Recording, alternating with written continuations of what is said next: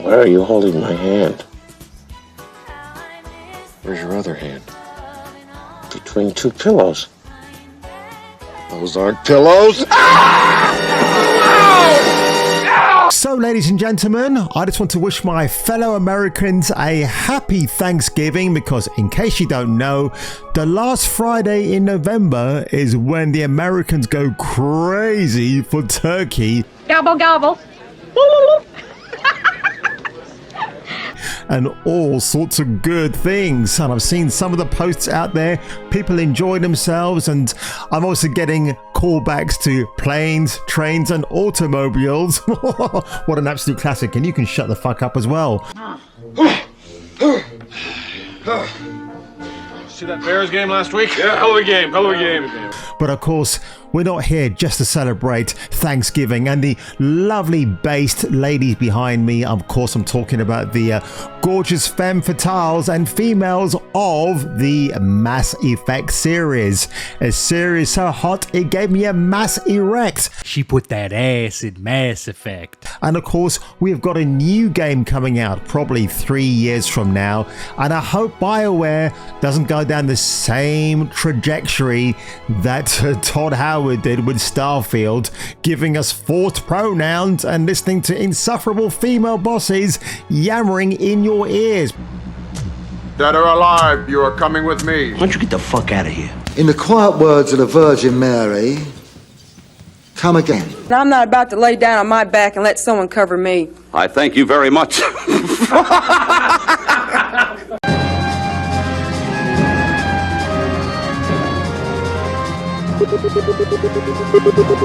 Why were you crying? Oh my gosh, I saw the well, we didn't even see, but I saw the logo and I went, that's my name, Snow White's up there, and I cried my eyes out. Like seeing yourself for the first time in full Snow White drag. She's just not the fairest. Wrong. Put a ticket in, make her gay! Yes, hallelujah, it's the video show. And now, the man the BBC calls... Jason King on Kung Fu Hot Dog. Never surrender!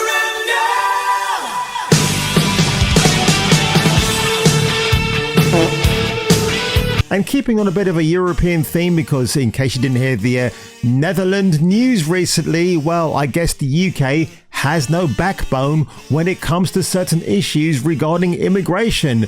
But the Witcher creator, Andrzej Sapkowski, says Netflix never listened to me and my ideas about what they could do for their live action version. Of course, Mr. Sapkowski was very happy about the casting of Henry Cavill. Who wouldn't be? But of course, nothing prepared him for what was going to follow afterwards. And in fact, this is the same Andrzej Sapkowski who didn't really give a shit about the video games until number 3 came out, The Witcher 3, in 2015 to critical acclaim when it was gaining financial with gamers alike, including myself. What did he do? He wanted to sue CD Projekt Red because they left him out of the loop. I do believe CD Projekt Red did actually ask for him to be part of the deal in terms of the video game being made. Of course, I just spoke about Mass Effect. I think the next iteration of The Witcher will be terrible because it's going to suffer from ESG nonsense. Once again, thank you very much, Larry Fink, for your incessant narrative about that. So, Henry Cavill was also providing his own notes to the showrunner.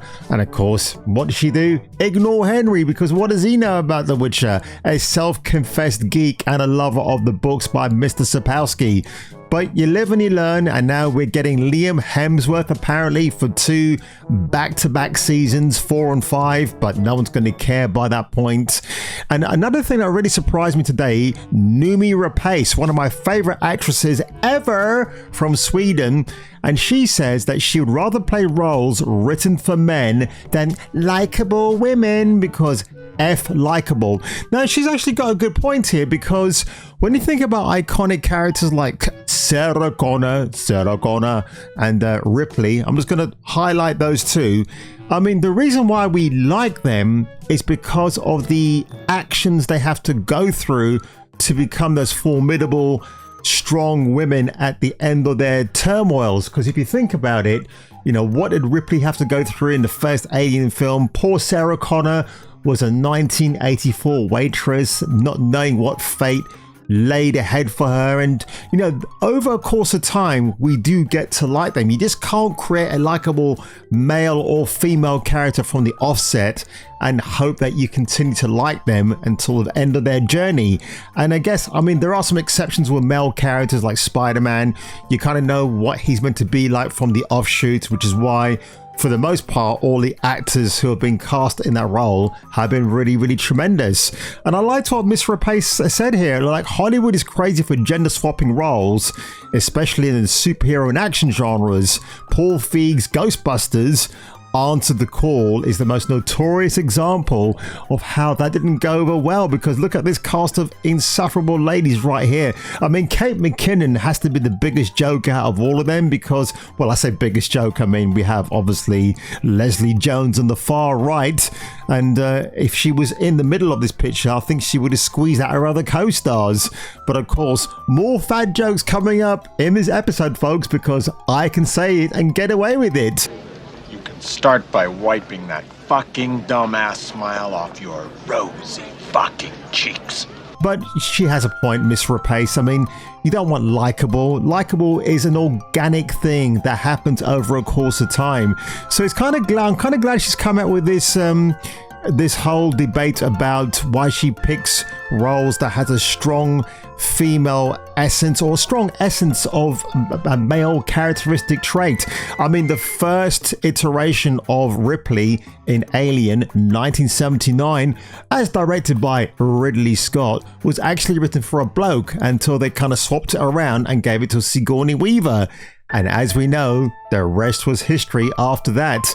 But of course, sticking to things, MCU, and this has been a big, massive story this week. I couldn't stop hearing about it. It's not bad enough that we think that Pedro Pascal might become the new Reed Richards. I really hope it doesn't happen. I've seen some people on live stream saying, well, Pedro's a really tremendous actor and he's so good. I'm like, no, he's average, okay? I mean, my dick is bigger than Pedro Pascal's acting career, and measure that how you wish, boys and girls. And Mackenzie Graham, I'm still waiting for my next golfing lesson. Please get in touch, love. But of course, now the big fuss at the moment is, of course, the female Silver Surfer. And I wasn't aware that there was a female version, but as Game Ranter pointed out here, yes, there has been one in existence. And Jess Snyder, who apparently has a very good track record of things that he's revealed in the past have all come true. This story is gaining a lot of momentum at the moment, so you can't have a based Silver Surfer like you did in Rise of the Silver Surfer, which was the second Fantastic Four film. And by the way, those Tim Story Fantastic Four movies, they're friggin' masterpieces compared to that Marvel's going to give us in the future. I mean, as a friend of mine said, you've got the character Wonder Woman, but you do wonder these days if it is ever going to be a female that we see on the big screen again. At the moment, where Marvel and Disney are going, it's going to be the Transtastic Four. Why not? I'm all for it, really, because it's going to give me more content to moan about. But again, you know what? If you've got an established male character that's really successful, I mean, they did it with Spider-Man. We got Spider-Woman. Batman, we had Batgirl. Although Batgirl, Barbara Gordon, you'd have to kind of argue is kind of like a very popular character anyway. So there's an exception where those sort of things can actually work. But a female Silver Surfer, I mean, we've only had that iteration of him in the live action version.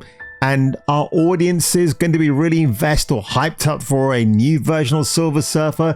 Of course not. I mean, Silver Sable in the first Spider-Man video game from 2018, she was okay, but not the version I'm kind of accustomed to. But at the moment, this Fantastic Four film, it just looks like it's doomed to fail. And speaking of Doom, Doctor Doom, can you imagine? I mean, the actors they've touted so far might be Ralph Fiennes. Mads Mikkelsen would be a good choice for me, actually. I mean, he's always behaved himself off screen, so I could probably see him as being the best choice for Victor Von Doom. But in the case of Marvel and Disney, who continue to gender swap a character, just get in some actress and call her Victoria Von Doom. Doctor? Doctor. Doctor? Doctor. Doctor? Because at this stage, you know, if you're not going to cast the appropriate gender for a role, just make it whatever and piss your audience and your fans off even more, Marvel and Disney, because at the end of the day, you don't care about us, do you? You just care about, well, I don't know, just making money and just insulting the fans who've kind of given you their service and their money for over 15 years, right? Holy shit. I want a fucking car right fucking now. But of course, when we speak about gender swapping a character, I've got the ideal candidate who could play Galactus, or should I say Galacticus. So this kind of leads me into the story here, and you'll kind of see where I'm going with this. So Cliff Richard, a national British treasure, has a picture with him and a thin Elvis Presley in his house amid fat shaming scandal. So what am I talking about? It was this interview that took place very recently where Cliff had this to say about Elvis. Can we put it off? Because he'd put on a lot of weight. Oh, right. And I thought, if I'm having a photograph taken with him and it's going to be hanging on my refrigerator, he's got to look good. And I put it off. Is that Sarah Ferguson in the middle? It looks like her. She looks like a leprechaun. That's Dermot O'Leary just looking unimpressed. And this is fucking bloody hell, Alison Hammond. I'm going to talk about her in a second. Should never put it off just because they're a little bit heavier. No, love it. Did you ever meet Elvis? So she says to Sir Cliff Richard, oh, you shouldn't have put off meeting Elvis, you know, because you got a bit fat. I mean, first of all, right, Alison Hammond is one of the worst human beings that I've had the indignity to suffer, because she's always getting attacked online for her weight. She never earned her merit as a presenter on a mainstream TV show like This Morning. She was a reality contestant on a show called Big Brother. I mean, big kind of being the operative word here. I'm surprised that they haven't actually gender swapped that title and called it something else. But Alison Hammond, who likes to put fake selfies online where she looks so thin because, of course, she's used filters to make herself a lot thinner. And she is just, I mean, the fact that the brain dead audience of This Morning, who have actually attacked Miss Hammond in the past for her views, are now on her side miraculously because Sir Cliff Richard dared to fat shame. And let's face it, is Elvis Presley dead? Not yet. He's probably hiding in a secret bunker somewhere in America, just enjoying the fruits of his labor. Yeah, he got fat. Who cares? People get fat. And one day I might decide to get fat. And you know what, folks? If I do, it's open season on Kung Fu Hot Dog, and I don't give an absolute shit. Bruce Campbell, one of my favorite guys, playing Ash Williams in Ash vs. Evil Dead. A white guy I can relate to because me and him have similar traits. His on-screen alter ego and my off-screen version. We have things in common. And he's tubby. Does he care? No, in fact, he actually uses it to his advantage. If you watch Burn Notice, he definitely likes to celebrate being a chubster. But someone like Alison Hammond, who disagreed with Cliff Richard about why he didn't want a picture taken with a fat Elvis Presley, I think Cliff Richard is within his rights to say so. Cliff Richard has been always a thin guy, so I don't have any problem with that. All this, why this story is even a story, I have no idea. But of course, folks, on the day I'm recording this podcast, it is the 60th, the diamond anniversary of Doctor Who. And of course, you know, my favorite doctors are the guys who preceded Jodie Whittaker and Shoot Me Gatwa, because that's what his particular version is going to become. But this interview, or rather a review from Neil Armstrong, not the space dude, and this is published on the BBC website, by the way. It's a very interesting one because when you get towards the end, This is what he says. This is my favorite paragraph of his review of the Doctor Who special that's coming out this Saturday. And although the show has always been progressive, look at the number of stories over the decades about, for example, threats to the environment. This special is preachy, and by the end, little more than a delivery system for the message. Yes, ripping Critical Drinker right off the bat. Who knows? I mean, I'm sure this guy has watched Critical Drinker, and the fact that he was like, it's all about messaging, folks. He doesn't actually say what the messaging actually is. So I guess it's down to us to sit down and see what all the preachiness is all about.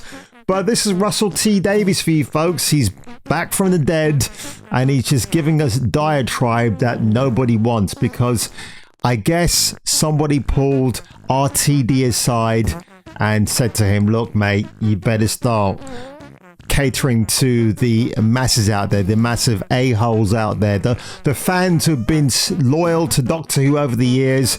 And you know what? I actually met Colin Baker last year. Fantastic guy. I actually wished I had my picture taken with him now, along with Nicola Bryant, who played Perry. Oh gosh, big chesty Perry, when they were Doctor Who and assistant together.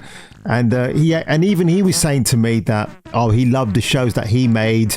He didn't actually lay credence to anything about the new doctors that followed him after. I'm sure he's got his opinions. I'm sure, like me, he probably thinks some of it's going to become very cringe now and he can't do much about it. But honestly, what a story to end on, folks, on this Thanksgiving weekend. Absolutely atrocious. And yeah, I've got no hope for the new Doctor Who. I think it's going to be absolutely god-awful.